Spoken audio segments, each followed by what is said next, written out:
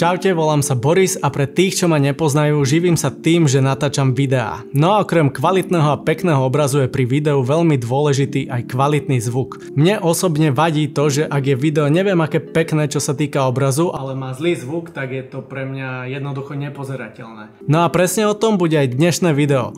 Pozrieme sa na nejaké mikrofóny od Sony, trošku si ich porovnáme a niečo málo k ním si aj povieme. Poďme na to.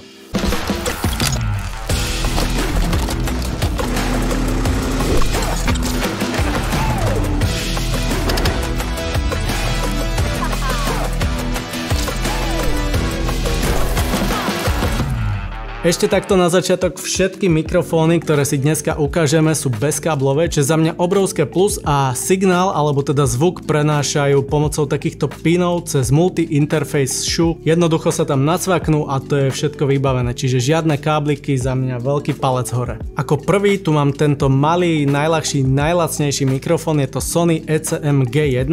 Je vhodný pre úplných začiatočníkov, pre nejakých možno vlogerov, ktorí si kúpia nejakú základnú kameru a chcú mať trošku lepšie audio. Tento mikrofón na sebe nemá žiadne prepínače, vypínače, žiadne nastavovanie hlasitosti, jednoducho ho nacvaknete a všetko rieši úplne automaticky. Takže ako hovoríme, vhodný pre ľudí, ktorí nechcú nič okolo zvuku riešiť, len si tam chcú nacvaknúť mikrofón a rozprávať do kamery, či už pomocou toho, že ju smerujú na seba a vlogujú, alebo ju držia normálne pred sebou a rozprávajú spoza nej. Také najväčšie jeho plusy sú teda to, že je plne automaticky a plusy sú to pre ľudí, ktorí toto riešiť nechcú a zároveň to je podľa mňa aj najväčšie mínus toho mikrofónu, že je plne automatický. Ak niekto chce riešiť niečo trošku viac, tak toto preňho voľba určite nie je. Ako ďalšie tu mám tieto dva mikrofóny, je to Sony ECM B10 a Sony ECM B1M. Vyzerajú takto navonok veľmi podobne, skoro až identicky, akurát keď si všimnete, tak jeden je trošku dlhší, druhý trošku kratší a zhora má tento 4 kapsule a tento 8 kapsul. To je vlastne jediný rozdiel, teda okrem ceny, jediný rozdiel v nich. Vďaka týmto kapsulám dokáže zaznamenávať viac zvuku a možno teda kvalitnejšieho zvuku pri dlhšej vzdialenosti. Je tu prepínač medzi digitálnym a analogovým signálom. Taktiež je tu prepínač smeru, čiže buď ten mikrofón vie smerovať len dopredu, po prípade chytá pásmo aj trošku do strán, alebo chytá celý okruh. Ďalej sa tu vzadu nachádza prepínač redukcie šumu, ktorý môžete mať v troch polohách, buď vypnutý, low cut alebo noise cut. Ďalej je tu prepínač hlasitosti zvuku na 0 dB, minus 10 alebo minus 20. Toto slúži na to, ak ste povedzme v nejakom obrovskom hluku, tak si to prepnete na minus 20 dB a tým pádom nebudete mať prehúlený zvuk, ale budete z toho mať reálne taký akože použiteľný zvuk, čo je za mňa palec hore. Po prípade tu je audio level, ktorý si viete nastaviť na úplnú automatiku a tým pádom všetko ten mikrofón bude riešiť za vás a automaticky, alebo si to prepnete na manuál a manuálne si tu viete nastavovať hlasitosť a všetky ostatné veci. Čo sa týka týchto dvoch mikrofónov a toho, pre koho sú podľa mňa určené, tak asi je to človek, ktorý rieši možno už nejaké videá pre klientov, po prípade viac profi natáčanie, kde chce mať pod kontrolou hlasitosť, redukciu šumu, to či ten mikrofón je smerový alebo či chytá zo všetkých strán. Všetky tieto nastavenia tu ten mikrofón ponúka. Za mňa tie najväčšie plusy sú, že sú bezbaterkové, bezkáblové, v balení pri oboch máte deadcat, alebo teda takú tú chlpatú vec na náfuky, keď vonku bude fúkať vietor. Asi najväčší mínus toho je možno tá cena, ktorá môže byť pre niekoho vyššia. Ďalej tu máme takýto bezdrôtový set ECM V2BT. Ide konkrétne o takýto vysielač a príjimač. Funguje to tak jednoducho, že si tieto dve veci zapnete, oni sa automaticky spárujú, jedna z nich ide hore na kameru a druhú si povedzme nejaký moderátor alebo ktokoľvek pripne takto na tričko a jednoducho rozpráva a ja môžem byť od neho napríklad 200 metrov a budem ten zvuk veľmi krásne čisto počuť a rovno zapisovať do kamery, čo je za mňa úplne super. Tieto mikrofóny okrem toho, že fungujú digitálne, fungujú aj analogovo, čo znamená, že v balení máte káblik, 3,5 mm jack, ktorým môžete spojiť tento príjimač s kamerou, ktorá napríklad tento multi-interface hot shoe nemá. a teda jednoducho viete používať tento set mikrofónov aj s takou kamerou. Čo je ešte úplne super je, že si k tomuto vysielaču viete prikúpiť klopak za asi 35 eur a tým pádom nemusíte túto krabičku mať tuto na krku pripnutú, môžete ju mať pokojne niekde schovanú. No a čo sa týka najväčších plusov tohto setu, tak za mňa je to určite výdrž batérie, to, že viete nahrávať kvalitný zvuk aj na väčšiu vzdialenosť a to, že s tým viete ísť aj analogovo do zariadenia, ktoré nepodporuje tento multi-interface. A za mňa asi teda jediný mínus tohto setu je, že set obsahuje len jeden vysielač a jeden príjimač. Ako poslednú tu máme takúto veľmi kvalitnú súpravu XLR adaptéra s mikrofónom ECM XM1, čiže ak chcete naozaj kvalitné a profesionálne riešenie zvuku, tak toto je podľa mňa určite pre vás. Konkrétne tu viete pichnúť 2 XLR vstupy a jeden 3,5 mm vstup a z boku sa tu nachádza veľmi detailné a kvalitné nastavenie zvuku. Pri každom jednom vstupe si viete regulovať hlasitosť, poprípade riešiť úroveň hluku na -10 alebo -20 decibelov a taktiež tu máte low cut na -100 alebo 300 Hz. Tak ako všetky predošlé, tak aj tento mikrofón ponúka rozhranie buď digitálne alebo analógové a taktiež si tu viete nastaviť, či chcete ísť len cez input 1, 2 alebo 3, poprípade zmiešané inputy 1 a 2 a do kanálov ľavý pravý, čo je úplne super, pretože keď s tým natáčate povedzme nejaký koncert, kde ste úplne vpredu pod stageom a extrémne to tam huláka, tak sa vám ten zvuk zapíše do dvoch kanálov, do jedného hlasnejšie, do druhého tichšie a vy si viete vybrať povedzme napríklad ten tichší zvuk a mať ho veľmi použiteľný, alebo naopak. Čo ešte super pri tomto mikrofóne, že sa dodáva aj s predĺžovacími zvukovými káblami.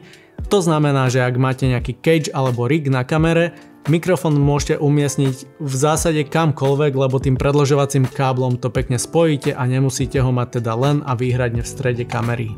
Takisto vďaka takémuto odpruženiu máte potlačenie mechanického hluku, čiže keď ten mikrofón máte pripnutý cez tento adaptér hore na kamere a povedzme, že s ním chodíte alebo nejak sa hýbete, tak je to trošku odpružené a nebude tam počuť žiadne vaše došlapy alebo pohyb samotného mikrofónu.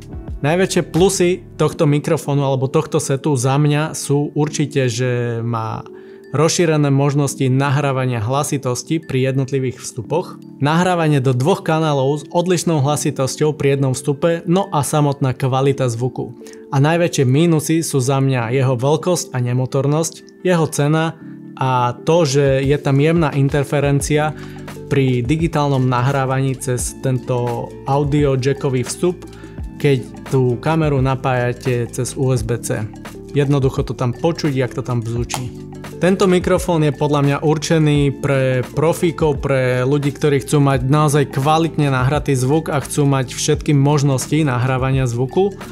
Čiže je tam viac vstupov a viete si fakt jednotlivo nastaviť každý jeden vstup a decibely a všetko. Za mňa teda najviac profi riešenie, ktoré Sony ponúka. Ak by som si mal vybrať zo všetkých týchto mikrofónov, tak za mňa by to bol určite Sony B10 vďaka jeho všestrannosti, vďaka jeho možnostiam nastavenia a nahrávania zvuku a hlavne vďaka jeho cene.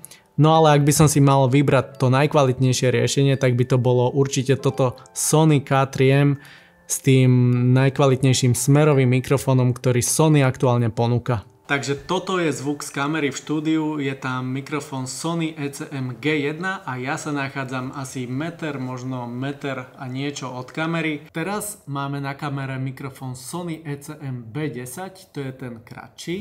Čiže takto nejak znie ten mikrofón, keď je nastavený úplne v takom nejakom štandardnom režime. Stále tam máme mikrofón Sony ECM B10, akurát ja sa teraz nachádzam asi 3 metre od neho a takto znie kvalita zvuku v štúdiu, kde máme relatívne ticho a nie je tu žiadny nejaký externý hluk. Teraz skúšame redukciu šumu a prepli sme filter na low cut, takže by mal redukovať šum iba trošku. Teraz sme redukciu šumu prepli na noise cut, takže takto nejak znie kvalita zvuku z mikrofónu ECM B10. Teraz je mikrofón v režime auto, takže automaticky by mal zvyšovať a znižovať hlasitosť. Raz, dva, test mikrofónu, rozprávam stále rovnako hlasno, akurát hlasitosť sme z manuálneho režimu prepli do automatického režimu. Smer zaznamenávania zvuku máme teraz nastavený úplne dopredu, takže ja rozprávam pred kamerou a Veronika za kamerou skúsi niečo povedať. Raz, dva, tri, stojím za kamerou, tak to má počuť. Raz, dva, tri, opäť skúšame zvuk, stojím za kamerou a takto to znie, keď je to nastavené na boky a predok. Raz, dva, tri, teraz sa nachádzam za kamerou a už počujeme trochu rozdiel, ako to zachytáva zvuk dookola. Smer mikrofónu máme teda opäť len dopredu, ale máme zapnutú reguláciu hlasitosti na minus 10 dB. Ja rozprávam stále rovnako hlasno, ale zvuk by mal byť o poznanie tichší a teraz si to skúsime dať ešte na minus 20 dB. No a takto teda nejak zniem, keď mám reguláciu hlasitosti na minus 20 dB, stále sedím pred kamerou, rozprávam rovnako hlasno. OK, takže teraz tam máme mikrofón ECM B1M, veľmi podobný tomuto, akurát teda s tým rozdielom, že namiesto týchto 4 kapsul je ich tam 8, čo znamená, že ten zvuk by mal byť o niečo kvalitnejší, hlavne možno na dlhšiu vzdialenosť. Takto nejak zniem, keď som 3 metre od kamery a rozprávam stále rovnako hlasno. Teraz je mikrofón v automatike, takže by mal možno trošku meniť reguláciu hlasitosti, čiže keď som od neho ďalej, tak automaticky by mal nahrávať trošku hlasnejšie a tak, aby mi bolo rozumieť, aj keď som takto ďaleko od mikrofónu. Takže ECM B1M na 3 metre od mikrofónu. Teraz nahrávame na súpravu V2BT a ja mám na sebe vysielač, na foťaku je príjimač, aj keď by som sa teda hoci kde hýbal, tak to je vlastne výhoda tohto mikrofónu, že tá hlasitosť je stále taká istá, bez ohľadu na to, či idete bližšie alebo ďalej od kamery. Teraz je mikrofón nastavený na minus 10 dB, ja som stále vlastne takisto ďaleko od kamery, čiže by to nemalo mať žiadny vplyv na zvuk. No a teraz mám mikrofón na 0 dB a je to, že extrémne prehúlený zvuk. Takže takto znie tento mikrofón. A skús teraz ešte schválne ty niečo povedať vedľa kamery. Teraz som to pretla do polohy mix a už ma je aj trošku rozumieť. Tak vlastne teraz by malo byť rozumieť zvuk aj z tohto vysielača a vlastne zvuk aj priamo z kamery. No a ešte čo som určite chcel vyskúšať je aj to, čo sa o ňom píše na internete, a teda, že zvládne aj nahrávanie viacerých osôb, keď je takto umiestnený na stole. Skús povedať niečo osoba 2. Osoba 2 rozpráva, raz, dva, tri, skúška zvuku na mikrofón, ktorý je položený na stole. OK, takže stále je tento mikrofón tuto pred nami, akurát teraz je nastavený na minus 10 dB. Skús prosím niečo porozprávať. Raz, dva, tri, skúška zvuku. Mikrofón sa nachádza vedľa nás na stole. Troška sa dotýkame stola, uvidíme, čo to spraví. No a toto je minus 20 dB, ten mikrofón je stále rovnako ďaleko, ja rovnako hlasno rozprávam a teda ten zvuk znie nejak takto. Raz, dva, tri, skúška zvuku, mikrofón je na minus 20 a my sedíme vedľa seba, ešte teoreticky, keby sme trošku ďalej od seba, alebo sa niekto oprie, ak by to chcel niekto používať na nejaký rozhovor, tak by to mohlo znieť asi takto. No a teraz vlastne máme na kamere tento set K3M s tým smerovým mikrofónom, všetko je nastavené opäť tak ako predtým. Toto je len opäť na porovnanie, sedím 3 metre od kamery, je tam stále mikrofón K3M. Teraz je vlastne v tomto XLR adaptéri v jednom vstupe mikrofón, ktorý je priamo na kamere a v druhom vstupe je takýto externý tiež XLR mikrofón, ktorý by mal nahrávať do druhého kanálu, takže teraz môžem použiť buď tento zvuk, alebo môžem použiť tento zvuk z kamery. A keď si prepnem tú reguláciu hlasitosti, povedzme na minus 20 dB, no a teraz som vlastne prepol tú reguláciu hlasitosti na minus 20 dB a dá sa to prepnúť buď na jednom, alebo na druhom, alebo na oboch mikrofónoch naraz, čo je podľa mňa že absolútne maximálne profi riešenie. Takže viete tam mať rovno jeden zvuk nahratý hlasnejšie, druhý tichšie a taktiež použijete vlastne ten, ktorý sa vám viac hodí. Takže jeden môže byť len ako backup a druhý môže byť povedzme taký ten hlavný zvuk. Takže takto nejak znie tento mikrofón, keď rozprávam na tento mikrofón úplne potichu, po prípade na ten pri kamere normálnou hlasitosťou.